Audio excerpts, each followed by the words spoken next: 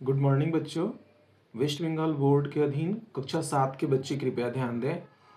मैं इतिहास की पुस्तक अतीत और परंपरा की समझ से पहला चैप्टर का विस्तृत उत्तर वाले प्रश्नों को हल करने जा रहे हैं। कृपया आप उसे अपनी कॉपी में सुंदर ढंग से नोट डाउन कर लीजिएगा। पहला प्रश्न है, भारत के विभिन्न नामकरण की क्या आवश्यकता थी? भारत की विभिन्नता के आधार पर इसे उपमहाद्वीप की संज्ञा दी गई है।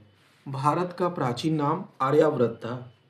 राजा भरत के नाम पर इसका नाम भारतवर्ष पड़ा। वैदिक आर्यों का निवास स्थान सिंधु घाटी में था। पर्शिया, जिसका वर्तमान नाम ईरान है, के लोगों ने सबसे पहले सिंधु घाटी से भारत में प्रवेश किया था। वे लोग स का उच्चारण ह की तरह करते थे तथा वे सिंधु नदी को हिंदू नदी कहा करते थे। इसी आधार पर उन्होंने सर्वप्रथम भारत को हिंदुस्तान नाम दिया।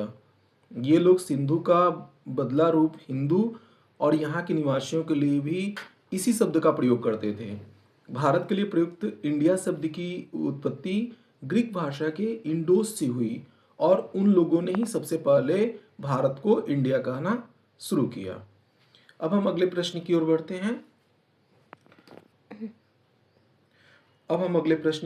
हैं। प्रश्न नंबर 2, मध्ययुगीन कला एवं साहित्य के किन विषयों का परिचय मिलता है?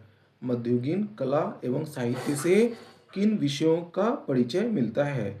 इसका उत्तर है मध्यकालीन कला और साहित्य से धर्म जैसे ईसाई और हिंदू, दरबारी जीवन जैसे प्रेम, शिष्टता, युद्ध, संस्कृति जैसे संगीत, वास्तुकला, दैनिक जीवन जैसे सामाजिक मूल्य, रीति रिवाज, लोक कथाएं, महाकाव्य और मिथक जिनमें शामिल है, और ऐतिहासिक घटनाएं जैसे कि अकाल हो, संघर्ष हो या यात्रा हो जैसे विषयों का परिचय मिलता है, जो आध्यात्मिक, सामाजिक और सांसारिक पहलुओं को दर्शाते हैं।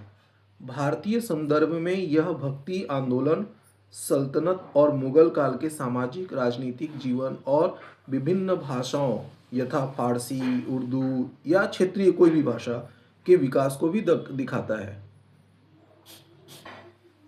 आइए दोस्तों, अब हम अगले प्रश्न की ओर बढ़ते हैं। प्रश्न संख्या 3 है, इतिहासकार को जासूस की संज्ञा क्यों दी गई है? तो इसका उत्तर है, इतिहासकार प्राचीन वस्तुओं, शिलालेखों, कागजों एवं अन्य स्रोतों से सुराग ढूंढते हैं। बिल्कुल वैसे ही जैसे कि जासूस किसी जांच में सुराग ढूंढते हैं।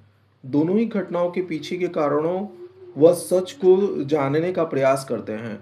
इतिहासकार साक्ष्यों का विश्लेषण करते हुए निष्कर्ष निकालते हैं।